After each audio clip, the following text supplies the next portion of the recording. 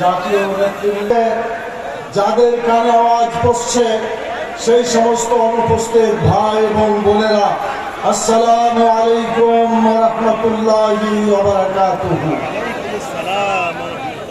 আপনারা সবাই ভালো আছেন? আলহামদুলিল্লাহ, আমরা সবাই ভালো আছি। ভালো থাকার কারণে আপনাদের কাছে আমরা আসতে পেরেছি, আপনারাও পেরেছেন।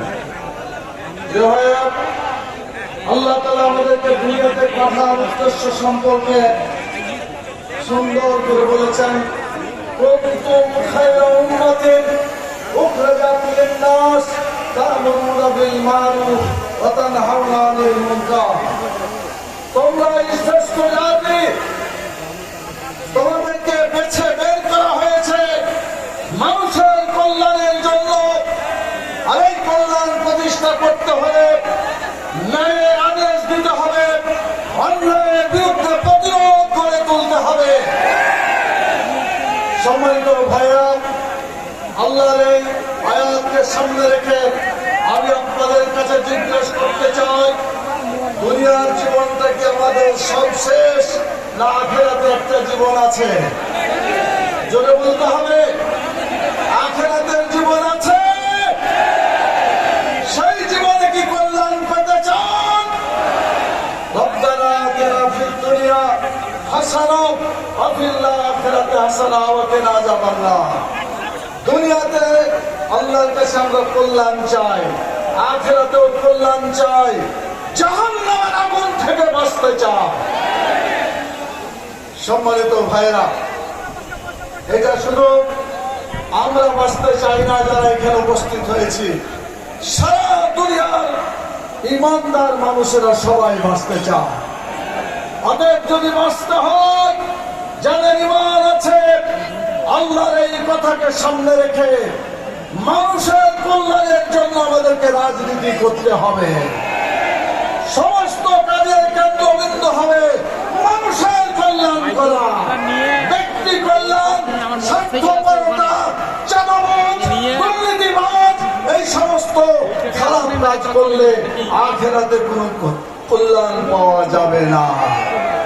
অতীতে যে সরকার 54 বছর ধরে কয়েকটা সরকার এসেছে, কোন সরকার মানুষের কল্যাণের জন্য কাজ করে না। কল্যাণ করেছে,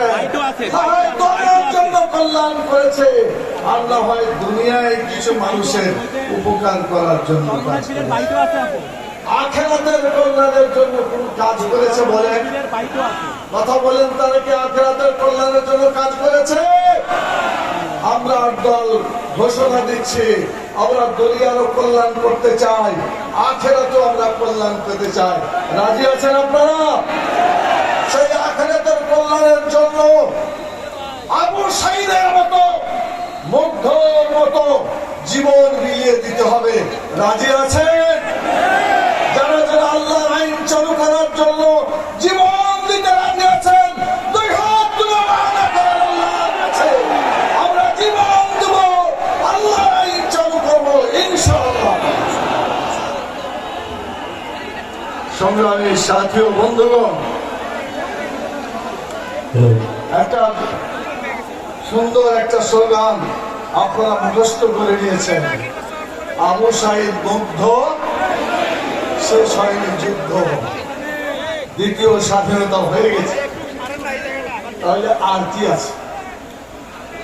আর একটা যুদ্ধ আছে, সেই যুদ্ধ হচ্ছে ইসলাম কায়েম করার যুদ্ধ। বদর, উহুদ, খন্দকে সাহাবায়ে কেরাম যেভাবে জীবন দিয়ে কোরআনের আইন চালু করেছেন, সেই সাহাবীদের অনুসরণে আপনাদের আমাদেরকে যুদ্ধ করতে হবে। রাজি আছেন যুদ্ধ করতে? আমার হাত উঠে দেখানো লাগে, বাংলাদেশের মাটিতে কোরআনের আইনের জন্য আমরা যুদ্ধ করব ইনশাআল্লাহ। শুকরিয়া।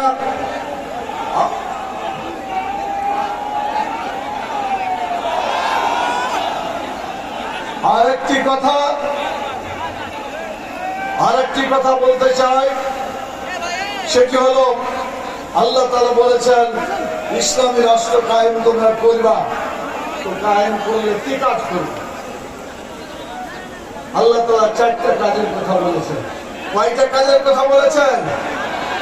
আল্লাযীনা ইম্মাক্কানাহুম ফিল আরদ আকামুস সালাত ওয়া আতাউয যাকাত ওয়া আমারু বিল মারুফ ওয়া নাহাউ আনিল মুনকার।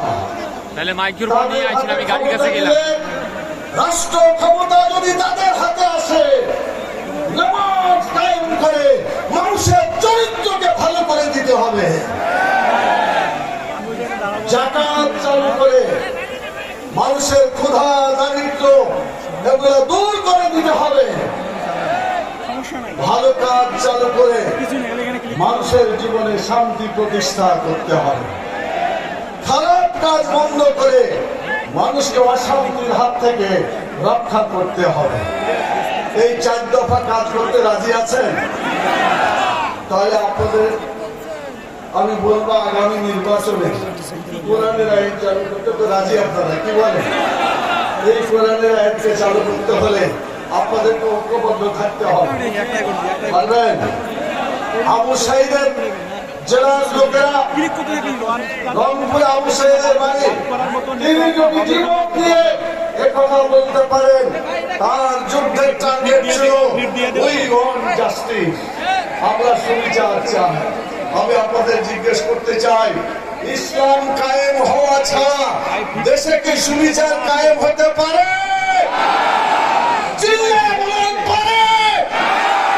কোনদিন হবে না।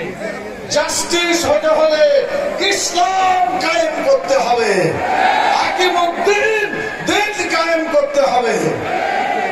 দুনিয়ার যত দেশ আছে কোন দেশে জাস্টিস নাই, কোথাও জাস্টিস নাই। যদি ইসলাম কায়েম করতে পারে তবে জাস্টিস কায়েম হবে, কথা ঠিক কিনা? বাংলাদেশে জাস্টিস তো হয় নাই, জুলুম অত্যাচার নির্যাতন হয়েছে। এই জন্য আমরা 5টা দফা দাবি সরকারের কাছে বলেছিলাম। একটা বলেছিলাম অন্যায় যারা করেছে এদের বিচার হওয়া দরকার। কি বলেন, বিচার হওয়া দরকার না?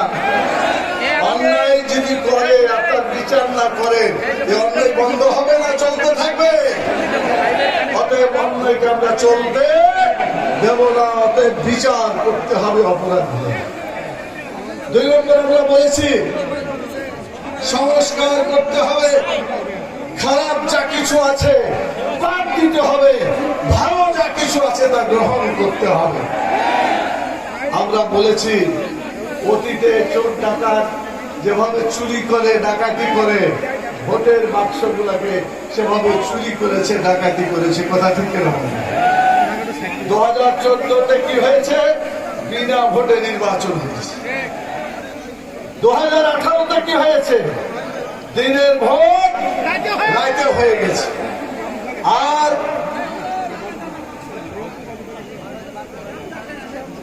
2024-এ কি হয়েছে বলে? ওরা কেউ ভোট তো দিতেও যায় না, আর ভোটে দাঁড়াইতেও চায় না। সাংবাদিকরা এখানে আছেন, ওনারা রিপোর্ট করেছেন যে ভোট কেন্দ্রে যে দেখলাম মানুষ তো নাই, কুত্তা কয়েকজন শুয়ে আছে, কয়েকটা শুয়ে আছে। এই কুত্তা শুয়ে থাকার নির্বাচন বাংলাদেশে আমরা চলতে দিতে চাই না। গণভোটের মাধ্যমে ভোটের চরিত্র পাল্টাতে হবে, কথা ঠিক কেনা বলেন? আচ্ছা, গণভোট হলে ক্ষতিটা কি? গণভোট মানে জনগণ ভোট দিবে। কিসের জন্য দিবে? রাজনৈতিক দলগুলা একমত হতে পারছে না, তো ঝগড়া যখন তারা মিটাইতে না পারে একটা নিয়ম আছে, অতীতও হয়েছে, যে তোমরা বাদ দাও রাজনৈতিক দল, আমাদের হাতে ছেড়ে দাও গণভোট, আমরা ঠিক করে দেব কোনটা ঠিক। অতএব এই গণভোট হওয়াটা জাতির জন্য ভালো লক্ষণ, আর না হওয়াটা খারাপ লক্ষণ। যারা গণভোট হতে দিতে চায় তারা জনগণের জন্য ভালো কিছু করতে চায়, কথা ঠিক কিনা বলে? আর যারা গণভোট হতে দিতে চায় না, অথবা গণভোটের রেজাল্ট যাতে না আসে, সেই জন্য গণভোট যেদিন হবে সেই দিনে সংসদ নির্বাচন হবে। আচ্ছা বলেন তো, গণভোট ঠিক করবে সংসদ নির্বাচনকে, কিন্তু একই দিনে যদি গণভোট হয় তাহলে গণভোটের এই রায় সংসদ নির্বাচনকে কোনো ভালো কিছু করতে পারবে? এত সোজা কথা কেন তারা বুঝে না? আমি সত্যি করে আমিও বুঝি না। তো আপনারা বলেন আগামীতে গণভোট যখনই হোক যেভাবেই হোক আমরা আগে চাই, তাহলে গণভোটের পক্ষে আপনারা হা বলবেন। কি বলবেন? মানে হা জয়যুক্ত হয়েছে, বলেন হা জয়যুক্ত হয়েছে, হা জয়যুক্ত হয়েছে, হা জয়যুক্ত হয়েছে। খালি মুখে বলেন, হাত তুলে দেখান, দেখেন গণভোট হা জয়যুক্ত হয়েছে, হা জয়যুক্ত হয়েছে। বলেন আলহামদুলিল্লাহ, গণভোট জয়যুক্ত হয়ে গেল। যারা গণভোট চাইল না অথবা যারা গণভোটের বিপক্ষে আছে তারা পরাজিত হয়ে গেল এবং পরাজিত হবে ইনশাআল্লাহ। এই পরাজয় কেউ ঠেকাইতে পারবে না। সংগ্রামী সাথী ও বন্ধুগণ, সর্বশেষ কথা বলে আমি আমার কথা শেষ করতে চাই। সেটি হচ্ছে এই সমস্ত চোর ডাকাত যারা ছিনতাই করে বাংলাদেশের মাটিতে তাদের জায়গা আগামীতে হবে না ইনশাআল্লাহ। আমরা বলতে চাই যারা বলছে শরীয়তের আইনে বিশ্বাস করি না, আপনারা বলেন বাংলাদেশের 70-90 জন মানুষ কোরআন হাদিসের আইনে বিশ্বাস করে না করে না? করে। এখন যারা বলছে করি না তাদেরকে কি ভোট দেওয়া উচিত? আমি জানি না জনগণ কি ফয়সালা করবে। আমার মনে হয় জনগণ ঠিক ফয়সালা করবে ইনশাআল্লাহ। শেষ কথা বলছি, সেটা হলো যে আমরা বিচারের কথা বলেছিলাম একটু আগে। একজন বলেছেন অন্যায় যে করে আর অন্যায় যে করতে সাহায্য করে দুজনের অপরাধ কি আলাদা না সমান? যদি বলেন আলাদা না সমান, তাহলে একটাকে যদি তার কাজ কাম নিষিদ্ধ করা হয়, যাদেরকে যারা তাদেরকে সাহায্য করেছে তাদেরকে নিষিদ্ধ করা কি ঠিক হবে না? প্রধান উপদেষ্টাকে বলবো সঠিক সিদ্ধান্ত নেবেন আশা করছি।